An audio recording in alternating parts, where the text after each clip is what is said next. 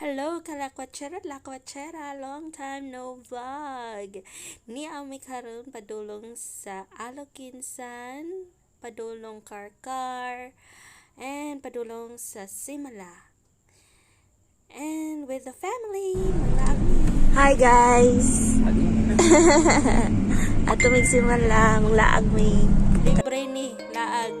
Salamat sa kuntiya Candy and the family na nakalaang na dyan ko for 5 long years. Makabalik na dyan ko sa Simala.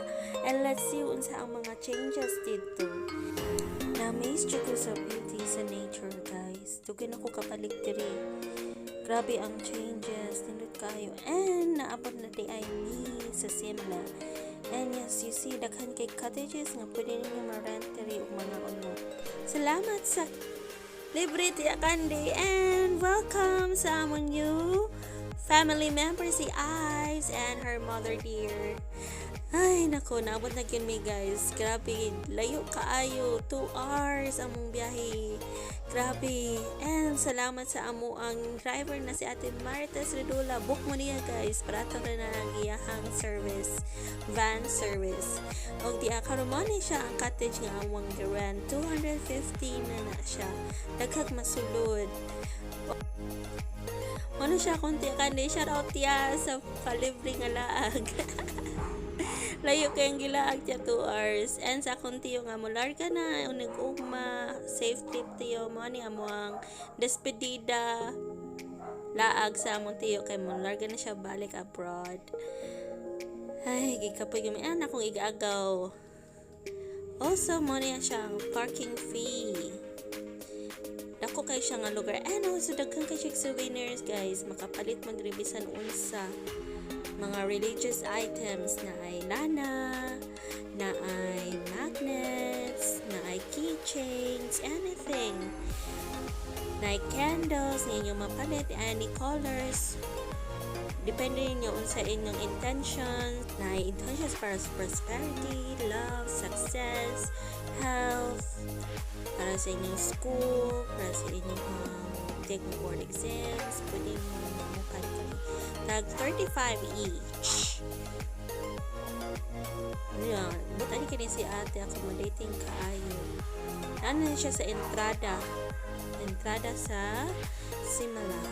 Daghang kay siya una siya ng keychains, ang isang inyong mabita, sa inyong bags. Muna nini sulod nami sa Simala.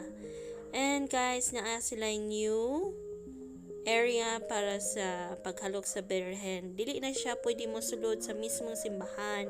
Na siya ay mismong kapilya na sa isulod ko nimo.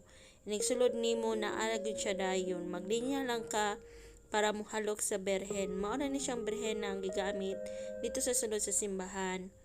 Dili pwede ka mag-pray. Hi, sa akong igagaw si Matthew. Among driver sa Ate Marites, shoutout ate, salamat. And bawal diri ang magsaba-saba guys. Pero napapadlong ko, nag-take og video kay grabe, panagsara ko makari. Layo man kaayo. And solemn kayong lugar, mingaw kaayo. And naani karon sa mismong entrada padulong sa church, pero diri ra kutob guys sa karon kay under construction pa ang Simala. Na sila new improvements sa sulod, so diri ra kutob good guys. Maka-take of pictures mo after ninyo mahalok sa Birhen. Pwede mo mag-take of pictures together with your families. Magsuri-suri mo nindot kay guys, mo na sa Spain, nakasagawas ang ambience. Kamerang tao pagpalunta na mo diri ang daghang tao diri guys every 13th Friday, Sunday daghang gyud na siya tao diri, so umuari mo kay mas better of weekdays, Monday, Wednesday, Thursday. Yara may Thursday na mingaw kaayo, so maimo gud ang lugar, wala kay ma-disturbo, nindot kaayo, nindot kay ang landscape guys. So mo guys, wala siya bayad ha, wala siya entrance fee. Ang imuha lang ang imuhang o pila imong kinasing-kasing nga paghatag mao lang jud imong iari. So and also naa siya bag-o nga itukod soon simbahan sa siya nara sa entrada sa mismong simula.